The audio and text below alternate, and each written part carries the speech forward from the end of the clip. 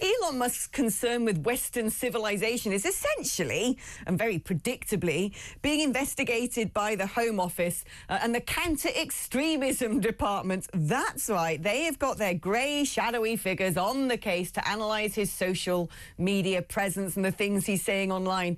Very much the métier of the Starmer government. I mean, dear Lord, you better not voice a thought on social media, particularly if it's X, because that's the most dangerous thing on earth, isn't it? Speaking out against the crumbling edifice that was the once great and dominant and most progressive force on planet Earth. That's right.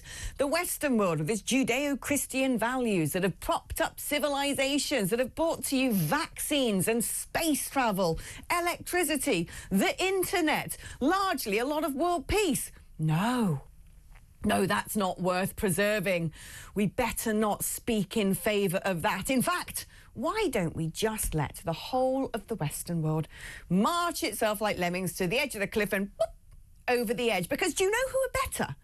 Do you know who's really got this right and just haven't had their opportunity to prove to us yet? Oh, because we're evil, of course. We're terrible. We've not allowed anybody else to share in the glow of success on the international stage. No, we're monstrous, oppressive colonists. That's right.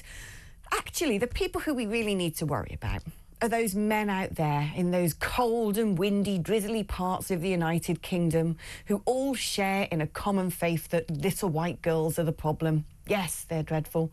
They must be used and abused, picked up like rag dolls, cast asunder after the most abusive, abhorrent, monstrous, degrading, vile, evil acts.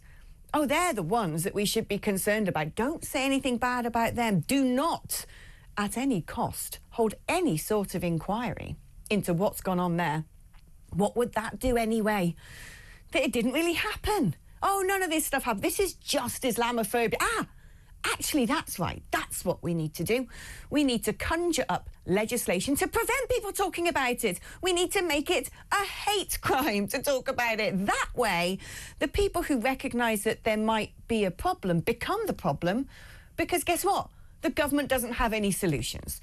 And so it's far easier, isn't it, than actually conjure up some sort of effective, assertive solution, policies that might actually start to reverse some of the horrific damage and decline that we have seen in the West. No, rather than do that, because there are no solutions unless, well, they're the sort of things that the elite media class and political class find unconscionable. No, instead, anybody who dares say, do you know what, things aren't as good as they used to be. Maybe we need to have a look into this. Maybe we need to have a look at changing demography, declining birth rates among the West. Maybe we need to have a look at whether multiculturalism is working or whether it's cultural vandalism. Instead of saying, well, hold on, this climate change thing, maybe it's a concern, but we cannot self-flagellate at the altar of net zero without crippling the economy and essentially the countries, the great brain power that's behind the solutions. Letting the crinkles, the Chinas, the Russias, the Indias, the North Koreas churn out as much CO2 as they want and take the lead isn't going to change anything when it comes to net zero, is it? Because they're not the ones coming up with any solutions. They don't have the brain power to put the world to rights. But instead, the countries that have a precedent in actually changing things, advancing things, improving things, being the vanguards of science, of progress. They're the ones who are essentially being strapped up in a straitjacket and told that they've got it wrong for years. They must not do anything to help growth, manufacturing. No. Instead, let's take all our ideas over to China, because they deserve it. It's their time now as well. Basically, it's everybody's time, isn't it? Apart from the Western world. We've had our time. That is the message. So surely, then, Elon Musk is evil to point out that, oh, well, the Western world kind of did good things. And maybe we need to look at how we can protect it and celebrate it and make sure it can go on being the bastions of progress in the world. Because, frankly, without Western civilization, we'd be in pretty dark ages. And yet, Western civilization is attacking itself. It is self-cannibalizing. It is, with the woke mind virus, preventing itself from having sensible conversations, from coming up with practical solutions, from celebrating itself and identifying from history the things that we got right. the things that we could still get right if we allowed ourselves a little bit of manoeuvrability, a bit of flexibility, a little less regulation, a little less tax, a little less constant criticism and censorship. If we allowed ourselves once again to thrive, the whole world would thrive with us. That is the message. That is what I think Elon Musk recognises. And that is why he is looking at Britain, a country that for a long time has had some of the greatest universities. The country, if you look at our innovations and our inventions, the country essentially responsible for so much: the television, the telephone, the internet, computers, vaccines.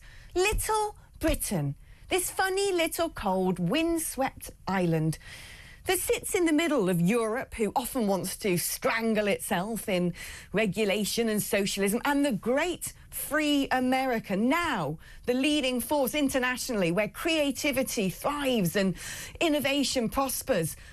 Little Britain should be at the heart of that. We always were in times past. We were the great expeditionists.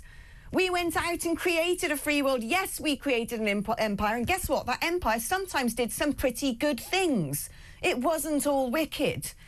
And now this little country that brought democracy, that set English as the lingua franca of the globe, that should be so proud and hold itself in esteem, that other countries for years have looked to for our common sense, for our calmness, for our stiff upper lip, for our resolve, for our integrity, for us standing up for what is right in the world in 2 world wars. Little Britain, who has always been a fantastic island, punching far above its weight, setting a precedent for the rest of the world to look upon and go, wow, thank you for being you. We're going wrong. We're going wrong because governments want us to go wrong. They willfully want to cripple us, to reduce us, to attack us. It is self-cannibalizing. It needs to stop. So actually, if you think that those are extreme ideas, then investigate me. Put this online. Send the counter-extremist forces after me for saying there is a lot to be proud of and a lot that we need to continue being proud of. And actually, only when we have optimism and pride and resolve to fight for something because we believe in it can we continue to be the bastion of progress, not just in the Western world, but across the globe.